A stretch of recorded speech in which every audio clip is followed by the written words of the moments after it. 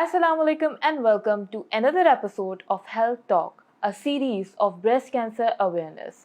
Today we are privileged to have among us a renowned figure in the field of oncology, Professor Dr. Abbas Khokhar. He is consultant oncologist in King Edward Medical University, Mayo Hospital, Lahore.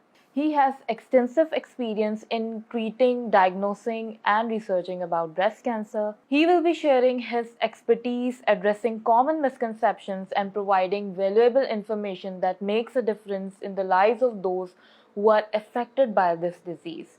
So, Assalamu alaikum. Walaikum assalam. Acha sir, my first question is, what are the most effective methods for breast cancer prevention and how important is early detection in improving the chances of successful treatment?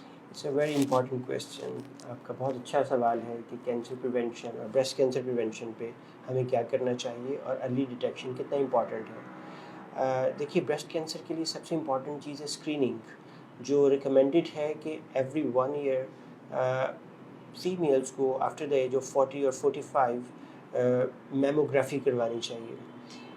मैं समझता हूँ कि breast cancer screening के लिए mammography की machines they are available all over the country across Punjab and in all the big cities. इसलिए ख़वातीन को इसके लिए कोई मुश्किल नहीं होनी चाहिए. It's a very harmless test, बहुत ही आसान है. कोई इसमें सुई नहीं लगानी पड़ती, कोई इंजेक्शन नहीं होता, कोई दवा नहीं पीनी पड़ती. और एक मेमोग्राफी टेस्ट एक मशीन जैसे एक एक्सरे मशीन होती है, उसमें जाके और फीमेल्स अपने मेमोग्राफी करवा सकती हैं. और साल में एक दफ़ा ये टेस्ट करवाना होता है, जिसमें बड़ा अच्छे तरीके से अगर कोई छोटा सा ट्यूमर है तो वो पिक किया जा सकता है. यही चीज़ हमें अर्ली डिटेक्शन की तरफ लेके जाएगी, क्योंकि हम देखते हैं कि हमारे पास बहुत से मरीज़ ऐसे आते हैं जो लेट स्टेजेस पे आते हैं, जहाँ पे हम उन मरीज़ों के लिए बहुत कुछ कर नहीं सकते. यही कहा जाता है कि जितनी जल्दी मर्ज़ पकड़ा जाए उतना जल्दी इलाज और उस इलाज की कामयाबी के इम्कानात ज़्यादा होते हैं. अगर हम ब्रेस्ट कैंसर की बात करें तो अगर स्टेज 1 पे कोई मरीज़ आ जाता है तो survival 5-year survival in that patient is approximately more than 95%. तो that is such a good news for patient कि किसी पेशेंट का स्टेज 1 में डिजीज़ आई और उसको हमने उसको according to that patient, according to that disease उसको ट्रीट किया और उसके बाद बिल्कुल ठीक हो गया और उसमें chances of survival are as good as normal person. Second, जब हम अर्ली डिटेक्शन की बात करते हैं तो हमें जितने अर्ली डिटेक्शन होगी तो उस ट्रीटमेंट की मुश्किलात में, उसकी मॉर्बिडिटी में भी कमी हो जाती है. ख़वातीन को इस बात से बहुत डर लगता है कि अगर कैंसर की डायग्नोसिस, ब्रेस्ट कैंसर का डायग्नोसिस हुआ तो उनकी ब्रेस्ट को रिमूव कर दिया जाता है, सर्जरी से एक्साइज कर दिया जाता है. वो बड़ा डिस्ट्रेसिंग है, बड़ा ही मायूस कुन समटाइम्स होता है और बड़ा मुश्किल है ये इस चीज़ को एक्सेप्ट करना कि आपकी बॉडी की एक फिगर है, उस पर पेशेंट जो है वो कॉम्प्रोमाइज़ हो और वो चीज़ चेंज हो जाए. तो अगर अर्ली डिटेक्शन हुए तो चांसेस ये भी होते हैं कि पूरे ब्रेस्ट को रिमूव ना किया जाए और एक छोटा सा ऑपरेशन करके उस गिल्टी को रिमूव कर दिया जाए. तो ये चीज़ हमें किससे मिलेगी? अगर हम स्क्रीनिंग पे जाते हैं और अगर हम अर्ली डिटेक्शन पे जाते हुए जल्दी अपने डॉक्टर से रुजू करके उसका ट्रीटमेंट प्लान लेते हैं. तो ट्रीटमेंट प्लान जो है वो एक एक्सपर्ट डॉक्टर, एक एक्सपर्ट ऑन्कोलॉजिस्ट और इस तरह मिल के एक टीम बनाती है, जो एक सर्जन के साथ मिल के बनाती है, एक रेडिएशन ऑन्कोलॉजिस्ट के साथ, पैथोलॉजिस्ट के साथ, रेडियोलॉजिस्ट के साथ. फिर डिसीजन होता है कि हम उस पर्टिकुलर पेशेंट के लिए क्या ट्रीटमेंट एडवाइस करते हैं. समटाइम्स हमें सर्जरी से पहले कुछ दवा देनी पड़ती है, कीमोथेरेपी या अदरवाइज़ कुछ टारगेटेड थेरेपी है, कोई इम्यूनोथेरेपीज़ हैं, कुछ इस तरह की दवा देनी पड़ती है जिससे ट्यूमर बड़ा और कम हो जाता है और छोटी से छोटी सर्जरी बड़ी सक्सेसफुल हो जाती है. बाज़ दफ़ा हम पहले सर्जरी पे चले जाते हैं अकॉर्डिंग टू दैट सिनेरियो, और बाज़ दफ़ा हम कहते हैं कि मतलब ये डिसीजंस जो है ये कंबाइंड एक मल्टी मोडालिटी मीटिंग में डिसीजन दिए जाते हैं कि for that particular patient which decision is the best. तो ये फ़ायदा होएगा स्क्रीनिंग से और अर्ली डिटेक्शन से कि मॉर्बिडिटी भी कम हो जाएगी, ऑपरेशन छोटे से छोटा होएगा, इलाज कम होएगा, बाज़ दफ़ा हमें कीमोथेरेपी भी नहीं देनी पड़ती और मरीज़ को कम से कम तकलीफ़ के साथ वो क्योर मिल जाती है और इस कैंसर जैसे मर्ज़ से छुटकारा हासिल हो जाता है. Thank you, sir. So, how do genetic factors contribute to the risk of developing breast cancer? Very important question. I believe کہ یہ بڑا امپورٹنٹ اس لیے ہے کہ cancer is a genetic disease. جب بھی شروع ہوتا ہے کسی سیل میں ایسا چینج آتی ہے جس کی وجہ سے جینیٹک آلٹریشن ایسی آتی ہے جس کی وجہ سے وہ کینسر ڈیولپ ہونا شروع ہوتا ہے اور پھر وہ بڑھتا چلا جاتا ہے. تو جینیٹک میوٹیشنس کو پہلے آئیڈینٹیفائی کرنا جو لٹریچر میں موجود ہے, پھر ہمیں اپنے پیشنٹس میں دیکھنا کہ جینیٹک آلٹریشن کون سی والی ہوئی, ایسی میوٹیشن کون سی ہوئی جس کو ہم ٹارگٹ بھی کر سکیں, کیونکہ بہت ساری جینیٹک میوٹیشنز ہیں جن کے بارے میں ابھی ہمیں پتہ بھی نہیں ہے, لیکن اسی وقت میں ہمارے پاس کچھ ایسی جینیٹک میوٹیشن ہیں جو ہمیں پتہ بھی ہیں, جو پریویلنٹ ہیں, وہ زیادہ کامن ہے اور ان کو ہم ٹیسٹ کے ذریعے سے معلوم بھی کر سکتے ہیں. وہ ٹیسٹ بھی پاکستان میں اویلیبل ہے, اور اگر ہمیں وہ والی میوٹیشن ملتی ہے تو اکارڈنگ ٹو دیٹ میوٹیشن ہم اپنی ٹریٹمنٹ کو پلان کر سکتے ہیں. کچھ ایسی دوائیاں آ چکی ہیں, ایسی خاص دوائیاں جو ان دیٹ پرٹیکولر میوٹیشن بڑی افیکٹو ہیں, اس پہ لمبے عرصے تک سروائیول, اس ڈیزیز کو سپریس کرنا, اس ڈیزیز کو ختم کرنے والی چیز ہمیں مل سکتی ہے. پروگنوسس معلوم ہو سکتا ہے, چانسز کیا ہیں کہ بیماری کے واپس آنے کے, اور کیا چانسز ہیں کہ یہ چیز اس فیملی میں بھی رن کر رہی ہے, اور ہمیں اس کے مطابق اپنے آپ کو ڈھالنا کہ فیملی کی اور لائف سٹائل چینجز کرنا کہ ہم اس کے مطابق جینیٹک میوٹیشن کے مطابق اپنی ٹیسٹنگ کو, اپنی اسکریننگ کو اس ارلی ڈیٹیکشن کے حساب سے سیٹ کر سکیں. یہ چیزیں بہت امپورٹنٹ ہیں.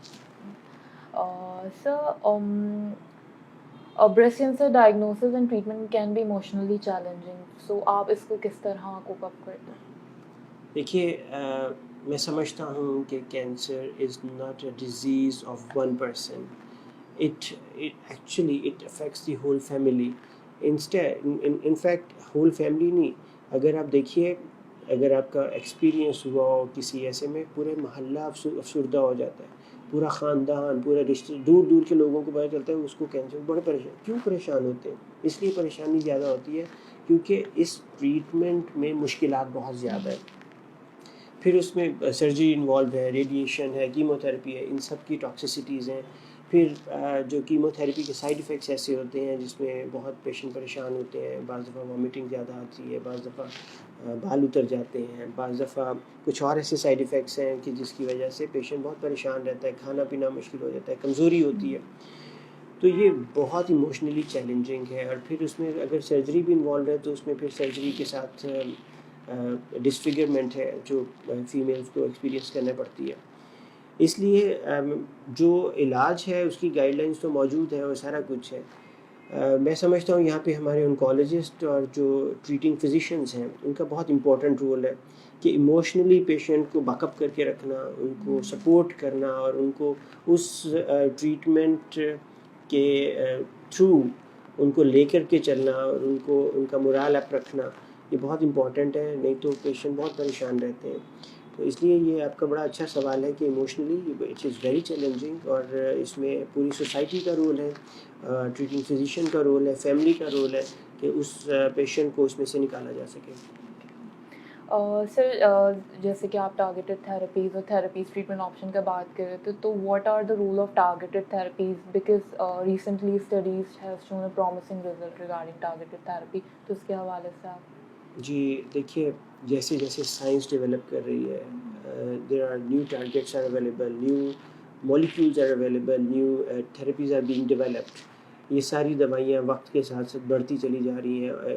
زیادہ پہلے کینسر, یہ سمجھ لیجیے کینسر ایک ڈیزیز کا نام نہیں ہے. اگر بریسٹ کینسر ہے تو عام بندے کے لیے بریسٹ کینسر کا مطلب بریسٹ کینسر ہے. For us it may be 10 diseases, 10 different diseases. اس لیے بعض دفعہ مریض ہمارے پاس آتے ہیں اور وہ کہتے ہیں جی میرا تو علاج ہوا ہے اور اس کے بعد مجھے ایک ٹیبلٹ 5 سال کے لیے یا 10 سال کے لیے تجویز کی گئی ہے. دوسرا پیشنٹ کہتا ہے مجھے تو کچھ ایسی دوائی نہیں تجویز کی گئی. اس کا یہ مطلب نہیں ہے کہ وہ کوئی لیک کر رہا ہے یا اس کو کوئی دوا یا اس کی کوئی کمی رہ گئی علاج میں, لیکن اس کی ڈیزیز کے حساب سے ایک بندے کو دوا دی جاتی. ایک بندہ ہوتا ہے جس کو ایسے انجیکشنز ہیں ٹارگیٹڈ تھراپی کے جو 1 سال تک لگتے ہیں, اس سے زیادہ بعض دفعہ لگتے ہیں, دوسرے کو نہیں لگتے. تو وہ مریض آپس میں کمیونیکیٹ کرتے ہیں, وہ کہتے ہیں کہ میرا تو علاج اس طرح سے ہو رہا ہے, آپ کا علاج میں پھر کنفیوز ہوتے ہیں. اس لیے اپنے ڈاکٹر پہ ٹرسٹ کریں. کویشچن کرنا آپ کا حق ہے, پیشنٹ کا حق ہے. پیشنٹ پوچھ سکتے ہیں جی ڈاکٹر صاحب میرے ایک اور کلیگ ہیں یا دوست ہیں, ان کو یہ والا علاج ہو رہا ہے, اور مجھے کیوں نہیں یہ کیا گیا. تو جہاں تک آپ کا سوال ہے ٹارگیٹڈ تھیراپیز کا, امیونو تھیراپیز کا, یہ کیسے آ رہے ہیں کہ جیسے سائنس ڈیولپ ہو رہی ہے ہمیں ڈیزیز کے بارے میں زیادہ نالج آ رہی ہے, اور جب ہمیں معلوم ہوتا ہے کہ یہ پرٹیکولر ڈیزیز اس وجہ سے ہے, تو ہم اگر اس کے حساب سے ٹارگٹ کرتے ہیں تو اس کی ایفیکیسی دوا کی بڑھ جاتی ہے, اور دوا کے سائیڈ ایفیکٹس کم سے کم ہوتے ہیں کیونکہ وہ اور چیزوں کو افیکٹ نہیں کر رہی. اس لیے future is all about targeted therapies, immuno therapies, جس میں ہم وہی دوا دینا چاہتے ہیں جہاں سے ڈیزیز ایرپٹ کر رہی ہے, جہاں سے شروع ہو رہا ہے. اگر ہم اس کی روٹ کاز پہ جا کے ہٹ کرتے ہیں تو دوائی کی ایفیکیسی بڑھ جاتی ہے, علاج کی کامیابی کے امکانات بڑھ جاتے ہیں, سائیڈ ایفیکٹس کم سے کم ہوتے ہیں. So, although rare breast cancer can occur in men, so have you treated any man before? Yes, it is. In about 1% of the patients, the, the, the male patients, they present with breast cancer. It is not that uncommon for us. بہت سارے patients ہمارے پاس آئے ہیں اور treat ہوتے ہیں, اور بڑے اچھے ٹریٹ ہوتے ہیں. تھوڑا سا جو اللہ تعالیٰ نے میل اور فیمیل کو علیحدہ علیحدہ بنایا ہے, اس میں امپورٹنٹ پوائنٹ یہ ہوتا ہے کہ ہم لوگ ایکسپیکٹ نہیں کرتے کہ میلز میں بھی بریسٹ کینسر ہو سکتا ہے, اس لیے تھوڑا سا لیٹ پریزنٹیشن ہو جاتی ہے. لیکن اگر جلدی پریزنٹیشن ہو جائے تو it is rather it has better prognosis as compare to females, کہ وہ اگر جلدی پکڑا جاتا ہے میل پیشنٹ تو ان کی وہ چونکہ ان کی بریسٹ کا سائز چھوٹا ہوتا ہے, اور اگر ڈیزیز تھوڑی سی بھی بڑھتی ہے تو بات یا تو وہ پیچھے مسلس کو, چیسٹ وال کو پکڑ لیتی ہے, یا آگے سے وہ اسکن کو پکڑ لیتی ہے, تو وہ ایک ایڈوانس اسٹیج میں چلا جاتا ہے.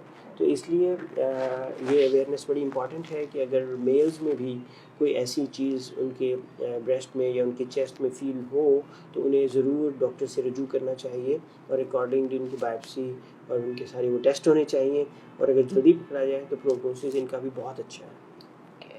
اوکے سر, ایک لاسٹ کویشچن. کچھ پیشنٹس جو ہے آلٹرنیٹو تھراپیز ایکسپلور کرتا ہے, تو اس کے حوالے سے آپ کیا رادر دین کنونشنل ٹریٹمنٹ؟ دیکھیے یہ ایک بڑی واسٹ فیلڈ ہے. میں am not an expert in alternative medicine, but کچھ ایسے ڈیزیزز ہیں جس میں میں سمجھتا ہوں کہ آلٹرنیٹیو میڈیسن بڑا اچھا کام کر سکتی ہے یا کر رہی ہے. لیکن میں کینسر کے معاملے میں سمجھتا ہوں کہ اگر آپ if someone is interested in exploring those medicine, I would not object them, but میں یہ سمجھتا ہوں کہ جو ایویڈنس بیسڈ میڈیسن ہے وہ ایلوپیتھی میں کافی اسٹرانگ ہے, اور افیکٹو میڈیسنز آر اویلیبل. میں یہ بھی سمجھتا ہوں کہ اگر ایک پیشنٹ جو آلٹرنیٹیو میڈیسن کی طرف رجوع کر رہا ہے تو اس کی وجہ دو ہو سکتی ہیں. ایک تو وہ خوف جو اس ٹریٹمنٹ پلان کے ساتھ ایسوشیٹڈ ہوتی ہیں, and secondly some times disease اتنی ایڈوانس ہوتی ہے کہ جس کی وجہ سے پیشنٹ کو ڈاکٹرز ٹریٹ نہیں کرتے اور ایک طرح سے جواب دے دیتے ہیں. تو ایٹ دیٹ ٹائم پرابیبلی وہ ایک شروع ہو جاتا ہے سلسلہ کہ آلٹرنیٹیو میڈیسن, یا کچھ کویکس بھی ہیں, کچھ حکیم, کچھ اس طرح ہومیوپیتھک, ان کے پاس جاتے ہیں. میں کسی چیز کے خلاف نہیں ہوں کیونکہ یہ سارے علم ہیں اور مختلف ان کے وہ ایک طریقہ کار ہے, لیکن جب تک ہمارے پاس ایک ایویڈنس بیسڈ میڈیسن ایک موجود ہے, ایک پتہ ہے اس کی ایفیکیسی کیا ہے, اس کے لٹریچر ہے, اس کا ڈیٹا ہے, تو we would like to convince those patient کہ ہمیں اس کے اوپر رہنا چاہیے اور وہ دوا لینی چاہیے جس کے وہ ریزلٹس بھی پتہ ہے, ڈیٹا موجود ہے, اور اگر کوئی اور حل نہ ہو تو پھر وہ والے آپشنس کو ایکسپلور کر لینے میں بھی کوئی حرج نہیں ہے. Thank you so much, sir, for your valuable time and providing your expertise regarding breast cancer. So for more informative videos, you can visit our website www.himalpharmaceuticals.pk, or you can visit our different social media platforms. Till then, take care and Allah Hafiz.